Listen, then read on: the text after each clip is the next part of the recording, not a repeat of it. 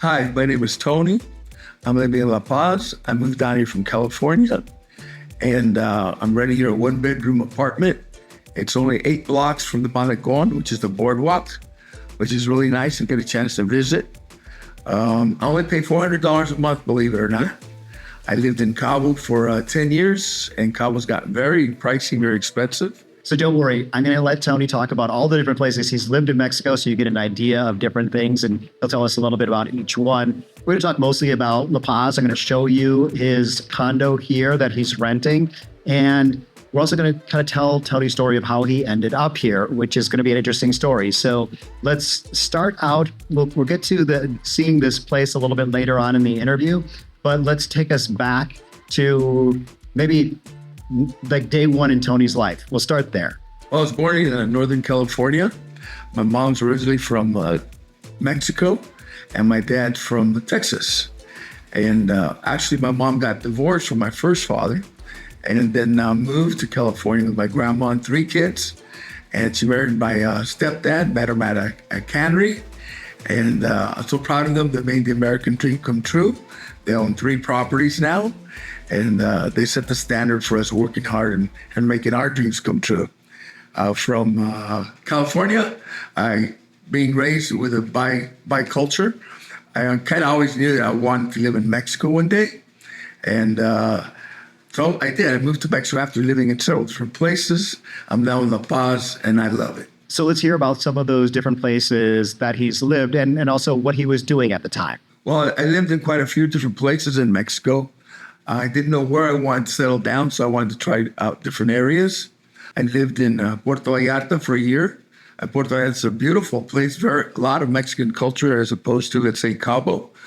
However, it's gotten very pricey, and the humidity there from May to September is pretty tough. I'm an outdoor person. I play pickleball, tennis, volleyball, and the humidity there from May to September is pretty horrid. Also lived in Cancun, in Playa, Carmen. Also the same thing. If you go visit, go in the peak season from December to April, where the weather's, it's kind of like here in average 75, but the humidity from May to September also pretty bad. I lived in Guadalajara. It's a beautiful city. It's kind of like a mini Mexico City. Population is probably maybe 1 million, and it's a lot of culture. But then again, it's city life, and I didn't want to move to Mexico go from city to city. And now, after all these places and Cabo, where I lived for 10 years, but it's grown a lot. It's gotten very busy and a little noisy. So I came to La Paz because I was diagnosed with throat cancer. Thank God it was phase 1. And the only radiation machine that they had in all of Baja California was in La Paz. So I was commuting every day from Cabo over here. And then a friend of mine who I played pickleball with, she says, hey, I have a house in La Paz. Why don't you stay there? Which was great. And staying there and getting to know La Paz and playing pickleball, and all the people took me like family. I said, hey, this is the place for me. So here I am. And of course, pickleball is how Tony and I know each other. I met him out on the pickleball court. So, and starting to hear kind of his story of how he ended up in La Paz, which you just covered. Let's actually talk about that throat cancer a little bit and being diagnosed. I think that was in Cabo. I was living in Cabo when I got diagnosed. I have a naturally raspy voice, kind of, hey, you talking to me kind of voice. But it was getting really bad. And after going to 2 local doctors, they said, hey, maybe you should go see a specialist. And I did, and I had a couple of polyps in my voice box. And they operated, and they found out one of them had cancer. But like I said earlier, it was phase 1, thank God. So I started commuting to La Paz for the radiation treatments. My pickleball friend, she has a house in the area by the San Juan, a club called Comitán. It's a beautiful little town. It's on the outskirts of La Paz. It's 2 blocks from the ocean. Very beautiful, very tranquil. It's a growing area. A lot of expatriates and Mexicans who want a second home in La Paz buy there. However, I'm divorced and single, so I was a little bit bored out there, to be honest with you. It's great for families or couples. I'm a realtor, so I can tell you that the prices there compared to Cabo are about half what it would be in Cabo, and probably be 200% more in California, obviously. So then I said, thank God I got cured from the cancer. I only had to have the radiation. I didn't have to go through chemo. And I said, I'm going to live here. And I found this, looked around, and actually the owner of the pickleball court, Ricardo of San Juan, helped me find this apartment. It's only 8-block walk to the Malecón, the boardwalk, surrounded by a lot of taquerias and little restaurants and homemade tortillas across the street. Just great, very tranquil. Like I said earlier, my rent's only $400. It's unbelievable. I own a couple properties back in California. I do a little more research on where to buy and to settle down. But for now, I'm not stressed at $400 a month. I'm very comfortable. And Malecón, like I said earlier, you get a chance to visit.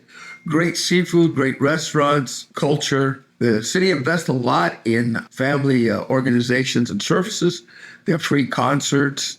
They have bike rides. They made a parade for Christmas with all the cars getting dressed up with elves and Santa Claus. So it's pretty fun. I'm really happy here. So let's hear a little bit more about that medical treatment that you got here. They sent me over here to La Paz, and she said, how much it was going to be. And I said, well, I let my insurance lapse. Could we work something out? She said, well, I can put you in some kind of medical system. There's going to be a 3-4 month wait. Well, with cancer, you don't want to do that. So I negotiated with the doctor, and I got a fantastic price. I'm not going to tell you how much it was, but I didn't have to wait in line. I got treatment right away. Actually, the next week, the treatment was excellent. The doctors, the nurses, the clerks, the staff was just, wow, beyond compare to what treatment you would get back home. Who knew that you could actually negotiate with your doctor ahead of time? Of course, ahead of time here in Mexico, they want that payment upfront or the same day. They want payment on a daily basis if you're in a private hospital, things like that. I do want to mention something right now. Now is the time to click the subscribe button if you haven't already done that. Now let's get back to the video. So Tony mentioned that he was over in Comitan. That's near El Centenario, where I live. It's a little bit further out, and it's definitely an up-and-coming area. And now he's in Estorito, which is a neighborhood that I would probably choose to live in if I were single too. It is really close to Centro, and it is, it's really kind of the heart of the city, I would think. So let's hear about the place now where we are sitting. So now I'm going to tell you about where I live. It's Estorito, 8 blocks from the Malecón. It's a quiet neighborhood, not much road traffic. It's a gated entrance, and in the back there's parking for plenty of cars. These are newer condos. I think they're about a year old. And they're building a second set right behind me, 3 more. And there's a free a washer and dryer in the back that I use. I'm on the second floor, second flight up. On the rooftop, there's a place where you can pull out the chairs from the maintenance room, look at the view of the ocean, watch the fireworks, which they have frequently here. It's very nice, very tranquil up there. Apartment itself, it's a 1-bedroom. A kitchen, living room, has a separate laundry room, which I don't use since I use the washer dryer out in the back. Good sized bedroom, queen size bed, bathroom, shower, and spacious for one person or even a couple. So $400 for this place is really amazing. I must admit, I was expecting something a lot older. And when I pulled up here, I was like, is this really it? And I looked at the little Apple Maps, and it showed that Tony was inside this building. So really a great deal. It is 8 blocks from the Malecón. Let's ask if Tony walks there. I mean, it seems like it's a little bit of a longer walk. Definitely when you get closer to the Malecón, the prices go up, and Tony being a real estate agent can probably talk a little bit about that. So let's hear a little bit more about the neighborhood and kind of the difference between Estorito on this edge and Estorito on the edge that is on the Malecón. All right. So anyway, like I mentioned earlier, I'm 8 blocks away from the Malecón. When I'm not playing pickleball in the mornings, I walk over to the Malecón. It's a 10-minute walk, and you'll see a lot of people.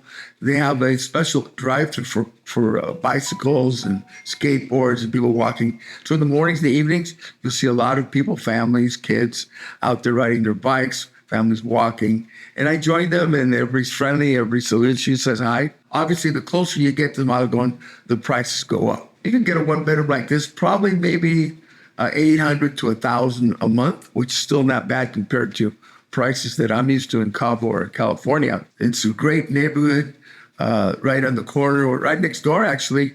They sell fish tacos. 2 tacos and a drink for $5. It's incredible. And they're delicious. And across the street, they have a lady who makes handmade tortillas. And then she invites me for lunch sometimes. Or I ask her to make me something special. And she charged me $5 for a full meal with tortillas and a drink. It's terrific. Just love it here. So I have spent more time on the other side of Estorito, just about a block or two from the Malecón, which is where Doce Quarenta coffee shop is, and some of the kind of like, it's really the hip area where everyone is hanging out at night, the hip part of La Paz. And this is more the local side of the neighborhood. Tacos down there cost a little bit more than $5 for a few tacos and a drink. Out here, it's much more of a local community. And we're going to hear a little bit about whether Tony speaks Spanish. But first, let's continue on with his place and more the details of whether it came furnished and does he have a lease and what do utilities cost, things like that. Yeah, the place came furnished, which is great. I mean, it came with sheets, plates, water pitcher, stove, of course, a blender, coffee maker. I just couldn't believe it. It came with everything. And microwave. So initially, the landlord, super nice guy, said, I'll stop by on Tuesday and we'll do a contract because it's a minimum of 6 months. I said, okay. Well, he didn't show up. He's too busy managing other apartments. He calls me up and goes, well, I'll get around to it. I said, oh, that's great. So basically, I'm here month to month. I can move out if I want with a 30-day notice. I'm not tied down. But it's already been going on my 7th month. And I think I'm just going to stay here for maybe another 5 months, make it a year. And then maybe I'll start thinking about selling one of my properties back home and buying a house here. My utilities, unbelievable. I rarely use the air conditioner. In the summertime, it does get hot in La Paz, but I open the windows and the fans, and I get the breeze off the ocean. My utility bill is probably maybe $10 a month. If you use the air conditioner, it's going to be maybe 30 or 40. My water bill is $5 a month. I do have pay for gas from the stove, but I'm a single guy. I just refueled it after 5 months, cost me $35. So I think it'll last me another 5 months easy. I think that's pretty much about the utilities, the furniture. Yeah, that's pretty much it. So that is awesome. I know that you guys love hearing about when things are really ultra affordable in Mexico. But I'm going to maybe go into a conversation or a topic that you're maybe not as excited about, and that is how much Spanish does he speak? Obviously, with my mom being Mexican, I was raised speaking Spanish when I was a little kid up to 5 years old. When then I had to focus on English, and my mom wanted us to speak English at home so she could practice with us. And now she speaks very decent English. So my Spanish is decent. Yeah, I wouldn't say it's perfect, but after living here for 10 years, it's gotten better. But in places like Cabo and La Paz and Puerto, Cancun, there's a lot of English speaking because there's a lot of expats, and a lot of the business is done with local people. For example, tourism, hotels, and most of these people will speak 70, 80% English. So yeah, you don't need it. Of course, it comes in handy. And then they also, quite a few people at the pickleball place are taking Spanish lessons a couple of times a week. So Tony does speak Spanish, but maybe not quite as much as I had anticipated, because when you speak it as a child, then you kind of get away from it. You can lose a little bit of it, but I'm sure his Spanish is really great for getting around in a more Mexican neighborhood compared to, something, like down on the other side of Estorito where there's a lot more English spoken. So it can be neighborhood by neighborhood, and really the ability to interact with locals, like you talked about having dinner with one of the ladies across the street. So having more Spanish, the more Spanish you have, the more access you have to things like that.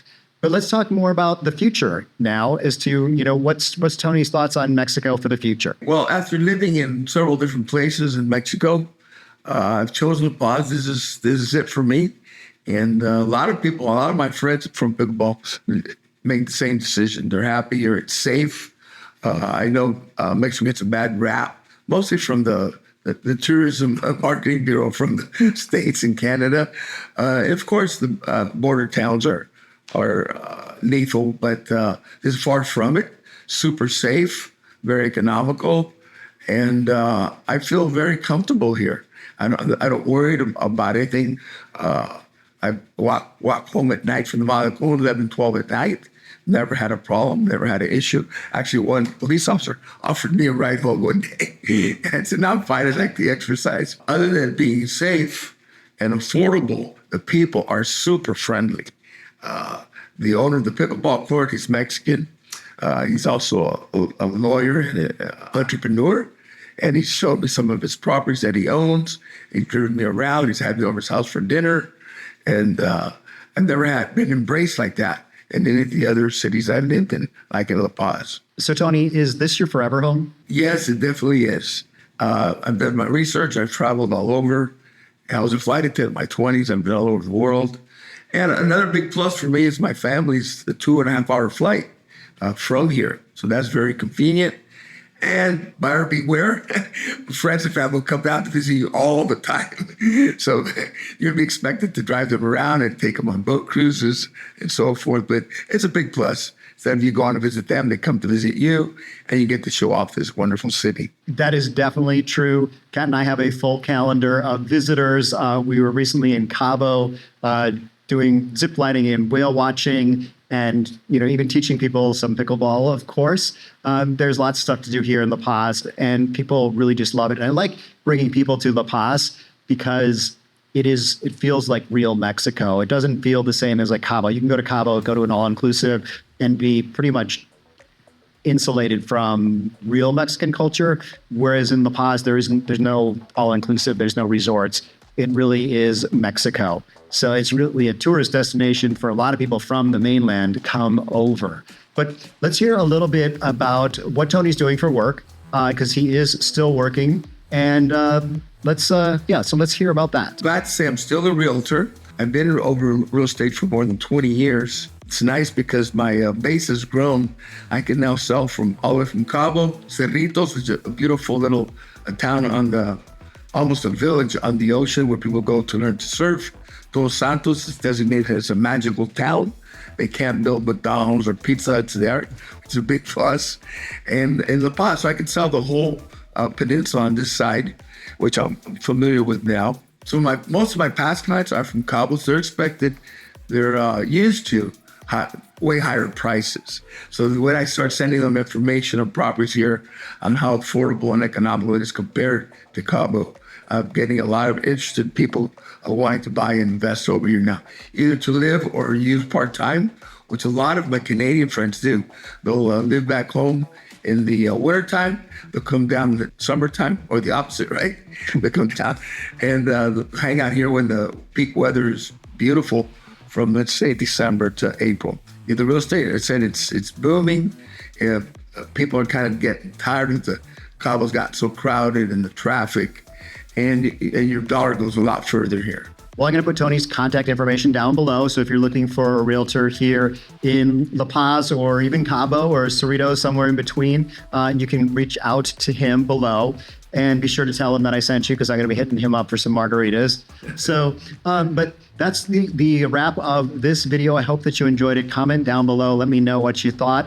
Otherwise, check out some videos up here about other expats who are living the dream here in Mexico. Hasta luego.